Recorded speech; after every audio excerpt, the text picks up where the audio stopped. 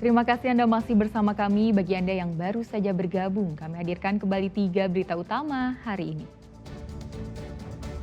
Kematian pengojek online Afan Kurniawan di Jakarta picu sejumlah aksi massa di Cilacap dan Salatiga. Cederai perasaan rakyat, Partai Nasional Demokrat Nasdem menonaktifkan Ahmad Sahroni dan Nafa Urbah dari anggota DPR RI. Presiden Prabowo buka suara soal kisruh yang terjadi di sejumlah tempat buntut dari demo DPR dalam sepekan terakhir.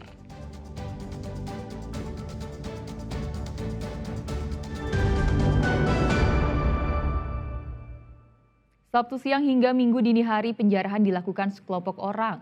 Rumah anggota DPR hingga rumah Menteri Keuangan Sri Mulyani jadi sasaran. Pemerintah masih mengkaji untuk mengambil tindakan tepat atas perbuatan tersebut. Sabtu siang hingga malam hari, demo masih berlanjut di kawasan Kuitang dan gedung DPR.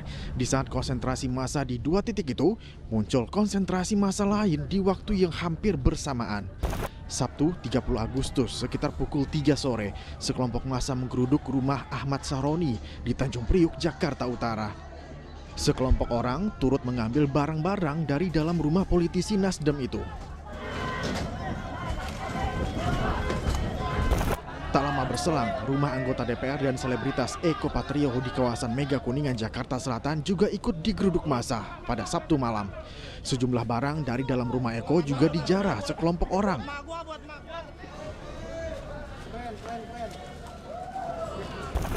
Kediaman anggota DPR sekaligus artis Uya Kuya di kawasan Duren Sawit, Jakarta Timur turut jadi sasaran sekelompok massa. Sekelompok orang juga ikut menjarah barang-barang dari dalam rumah Uya Kuya.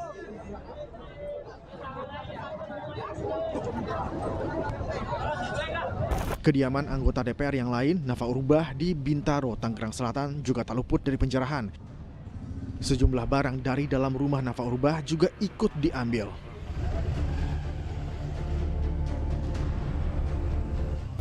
Rumah Menteri Keuangan Sri Mulyani juga tak luput dari aksi penjarahan. Padahal sebelumnya, sejumlah aparat sempat berjaga di depan rumah Sri Mulyani.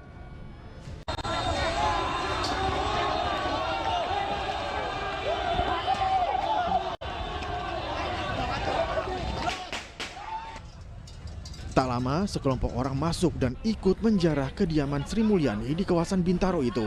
Padahal, jika massa tertangkap penjara saat kerusuhan, maka mereka akan dikenai pasal tentang penjarahan. Bang, dapat apa bang? Lukisan. Pelaku penjarahan saat kerusuhan dapat dijerat dengan beberapa pasal pidana, terutama pasal 362 atau lebih spesifik, pasal 363 KUHP yang mengatur pencurian dengan pemberatan jika dilakukan dalam kondisi tertentu seperti saat bencana atau kebakaran, karena penjarahan adalah pengambilan barang secara paksa dalam melawan hukum. Pidana penjaranya antara 5 hingga 9 tahun. Saat ini kondisi rumah Sri Mulyani berangsur kondusif dan sejumlah aparat masih berjaga. Maraknya aksi penjarahan membuat masyarakat khawatir karena hingga kini belum ada langkah tegas dari aparat penegak hukum. Langkah pemerintah pun dan Polri dinanti publik. Tim Liputan 6 SCTV melaporkan. Partai Nasional Demokrat atau Nasdem menonaktifkan Ahmad Sahroni dan Nafa Urbah dari anggota DPR RI. Keduanya dinonaktifkan karena ucapannya dianggap mencederai perasaan rakyat. Keputusan ini diambil Dewan Pimpinan Pusat Partai Nasdem terhadap kedua kadernya yang dianggap mencederai rakyat melalui ucapannya. Partai Nasdem menilai jika aspirasi masyarakat harus menjadi acuan utama dalam perjuangan partai.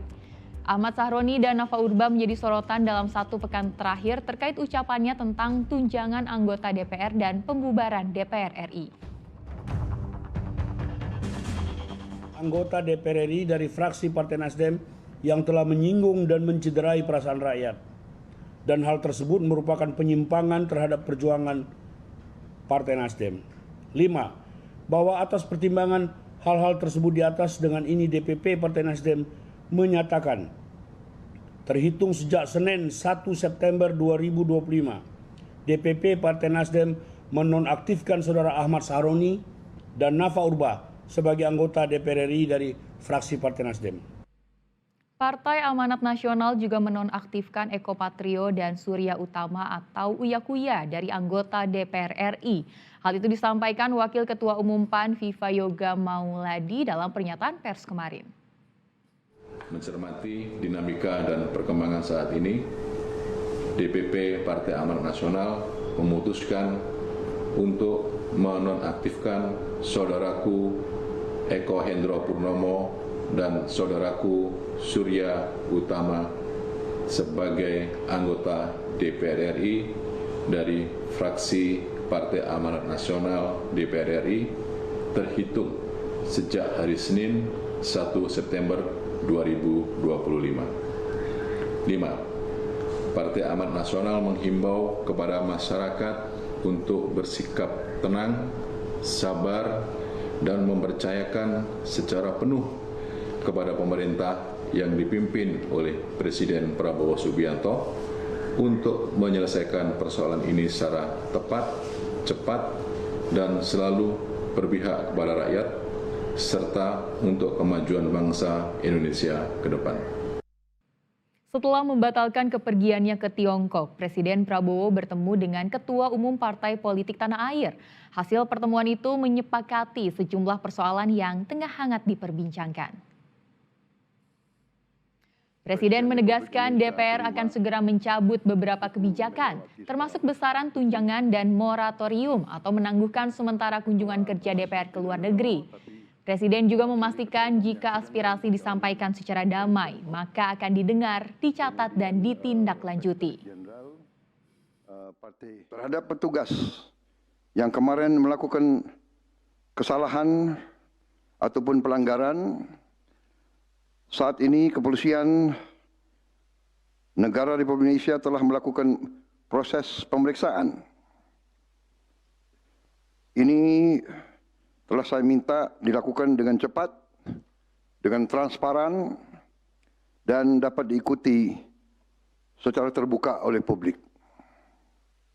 Dalam rangka menyikapi apa yang menjadi aspirasi murni dari masyarakat, saya menerima laporan dari para ketua umum partai politik bahwa mereka telah mengambil langkah tegas terhadap anggota DPR masing-masing terhitung sejak hari Senin 1 September 2025,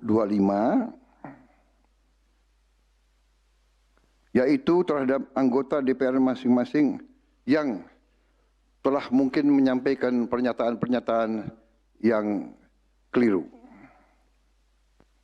Kemudian para pimpinan DPR menyampaikan akan dilakukan pencabutan beberapa kebijakan DPR RI, termasuk besaran tunjangan anggota DPR dan juga moratorium kunjungan kerja ke luar negeri.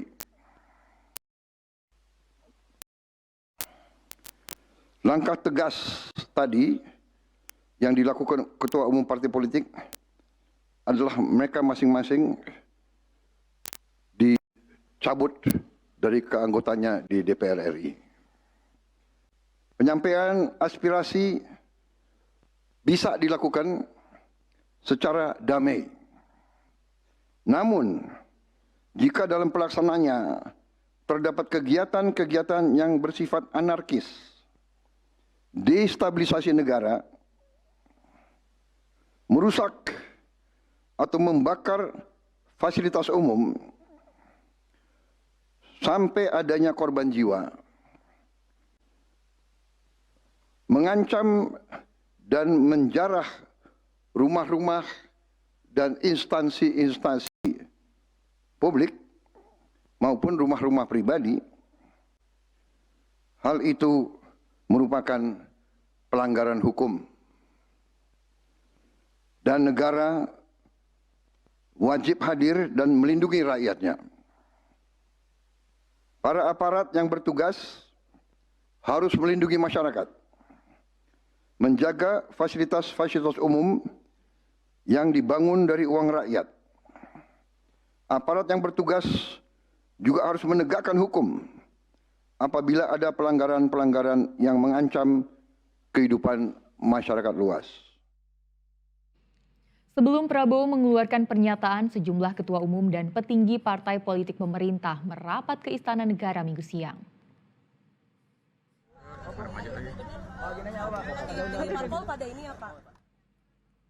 Beberapa pimpinan parpol yang hadir adalah Ketua Harian Partai Gerindra Ahmad Muzani, Ketua DPP Partai Demokrat Edi Baskoro Yudhoyono, Ketua Umum PKB Muhaimin Iskandar, Ketua Umum PAN Zulkifli Hasan, dan pimpinan parpol lainnya. Mereka datang untuk membahas sejumlah persoalan, salah satunya protes massa tentang tunjangan dan sikap anggota DPR.